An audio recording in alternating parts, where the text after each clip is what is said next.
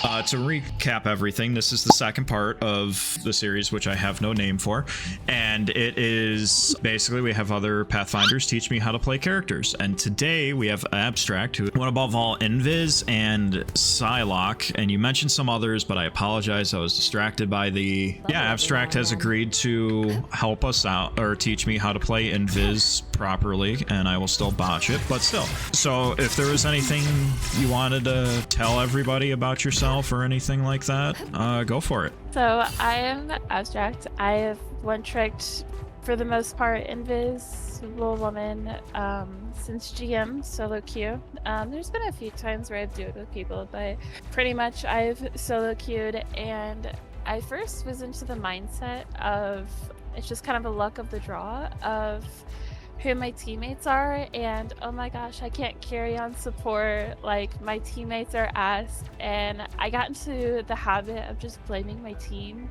over and over for me losing. But after getting a lot of coaching by pro players for the most part, and really good coaches, I just come to the realization that it was me, I'm the problem. So a lot of the times in every rank, even from plat to one of all, if you're not winning, it's probably your fault. And I will say there's people that throw, there's people that have bad games. It's not always your fault, but if you're hard stuck one rank, there's probably something else you can be doing, especially on support. It's very, very easy to carry on support. It's easy to carry on every role, but you just have to stop heal botting for the most part. Like me, I just healed my team. I went on Cloak and Dagger, I went on just Rocket or Luna, and I just heal botted. I didn't do any damage, and that was why I was hard stuck, because all I did was keep my team healthy and pray they kill something. But if you want to rank up, I guess as an Invisible Woman, you have to be that, what's the word, the outlier of your team. So you have to make plays. You can't just stand in the back and heal your team and fingers crossed they end up killing something before the other team gets a pick before you. So that's my like advice, I guess, on like getting out of a rank, because that's the main question people ask me as a Pathfinder. Yeah, we get a lot of the, hey, I'm stuck in this, my teammates are stupid, you know, and like we were talking about earlier. Yeah, it is a hard mentality to break, but I think it was like Rao or Flats or maybe all of them. It was like the only constant in every game is you. In every one of your games, you are the only constant. You're the only one that can turn the game around. You can't make your teammates kill anything. You can't make your teammates make space, which, as a support, it's not like you're going to be sitting there frontlining like a strange, taking all the damage, but you can make plays that force your team to move up. Like, I'll go over here to these bots.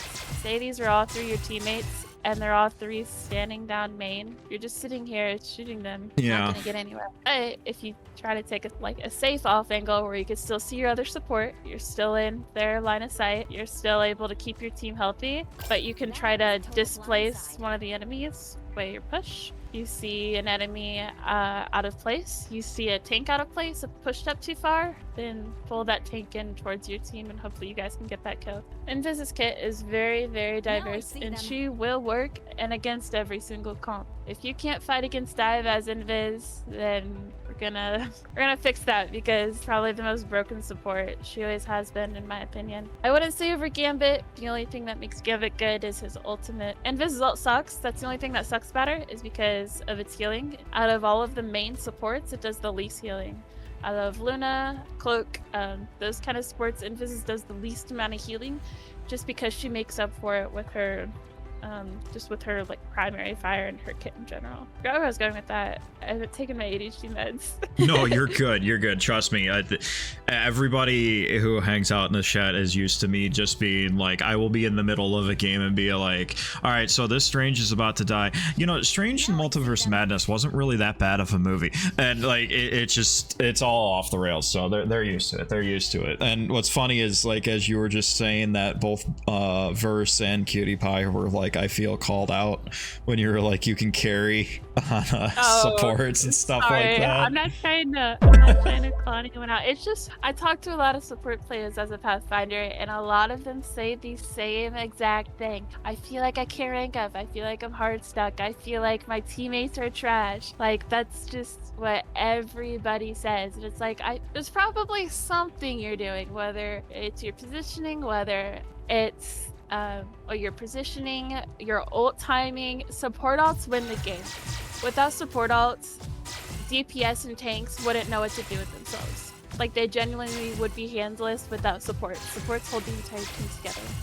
So if one wrong support alt can lose you the game. You can support alt and it be trash and you still win, but there are some games where a support alt is the only thing that's going to win you that fight, and that fight is going to win you the game. So don't hold on to your ult until the perfect timing, because especially with Invis, there is no perfect timing a lot of the times for an ultimate. Like sometimes you can sit there and say, I'm going to save my ult for Starlord ult, which Invis ult is very good for Starlord because he can't damage through it. Like Punisher can kill you through, Starlord cannot. But if you know that the enemy team doesn't have support ults, what I do is if I know we are at an ult advantage, meaning we have more ults than they have, then I play aggressive. Like we have point, I'm gonna walk forward in front of my tanks. I'm gonna pull in their tanks, and then I'm gonna ult on top of their supports, and I'm gonna come to my team, kill everything, jump their backline, jump them.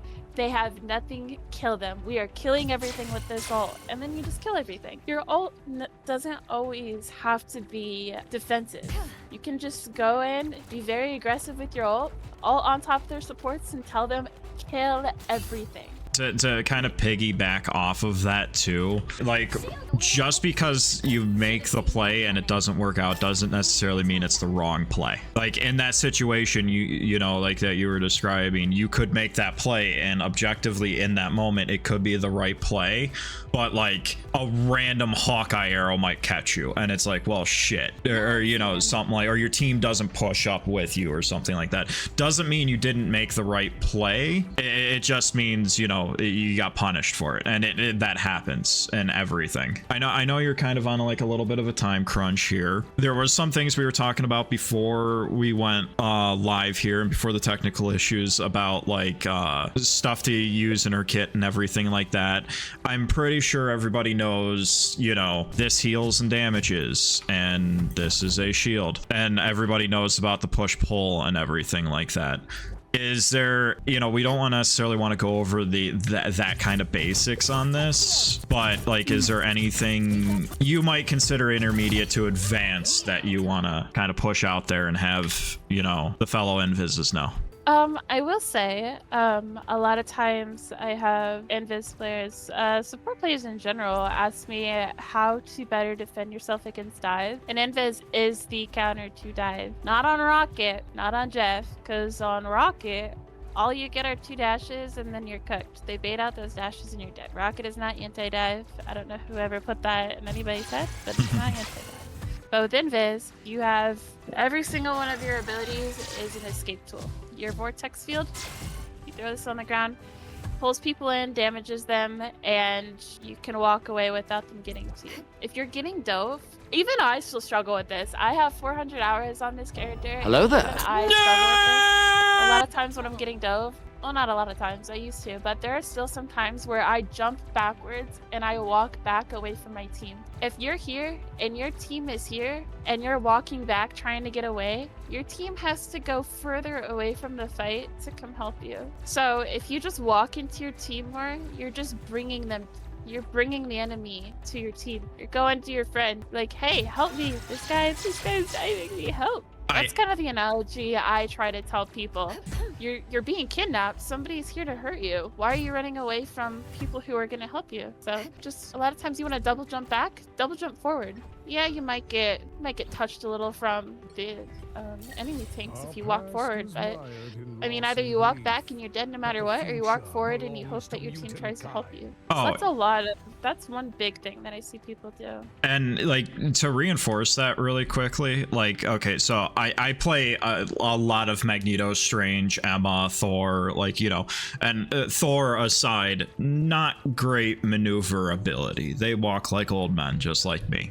So like right now, I can give you shield as Magneto, but if you double jump back, you're out. And if you keep running away from me, I still can't bubble you. So like, before you get mad at your mag or anything like that, you might just be out of his range to be able to that bot specifically deserved it, to be the recipient of a bubble. And you know, as a tank player, that's really frustrating. You're playing a game, the supports consistently run away from the team, and then but they're like, I'm getting dove. It's like, but you're running away from me too, and I can't. I'm not faster than Spider-Man or Venom right now, so help me help you, kind of thing. There was one tech you did mention that you wanted to show me and show everybody, and yeah, if you wanted to explain it. Where are you? Right here. So your primary and your melee, your third melee is a push. It's just like this push, but like half the strength. Right. You go half the distance, and that is off cooldown. You can just do that over and over and over, no cooldown. So if you combo that with your primary melee, and then on the third one, it pushes them back. That is one of the main reasons she's so good against dive. So where are you? So, I went down over here. I was gonna try my hand at bots, but I guess, so okay. It would be like... Yeah, like that? Just like that, yeah. Okay. And then if you wanna, like, you can throw in some other things, like, when you're getting dove, the first thing I do is I look at the ground and I throw my vortex. Let me turn off my cooldowns. So when you look at the ground, the animation from throwing your vortex field, it stops instantly. Versus if I were to throw it ahead of me, it takes a second for my arm to, for the animation to stop. So you always want to look at the ground when you throw your vortex. Okay. Well, if you're like that, like getting dove. And then start with the primary melee, because it holds them in place, and then you can do extra damage. So they die within like 2 seconds. I'll do it to you. Jesus. If you want to go ahead and try it. No, sorry. Preemptively fired. So it's yep. A little slow on that. And like the other thing is too, like if they start getting away from you, like you start, you know, you can always just pull them right back in. It's like you have tools to make sure that you are getting this through. Oh yeah. So, and then with a Venom, he has all the HP in the game. If you need to get a character like Venom or somebody away from you, and your primary melee until the third push isn't gonna kill them, what you can do is primary melee until your third push, and then you can push them and then push them again. Look how much distance I just created between myself, and now I have time to go heal or get closer to my team for help or something. Or it forces you to use your cooldowns and set up for another dive.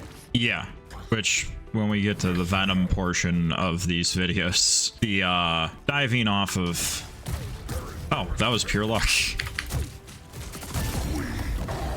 I was making sure you were dying at that one. It was fire, melee, fire. Like you just weave melees in. Okay, I did that very poorly, but like case in point, like 1, 2, 3, 4, 5, 6 to kill them, and we have a rough time on that. Whereas this is where it's even faster if we add the, you know, shift down. Like you can melt people. One thing I did want to touch base on, because this is an old thing. This is an old thing when she first came out, and I don't think it's viable, but I want your opinion. Is it smarter to aim at the feet? For single targets, it's honestly, I'm gonna say it's not that big of a difference that you need to hard focus on.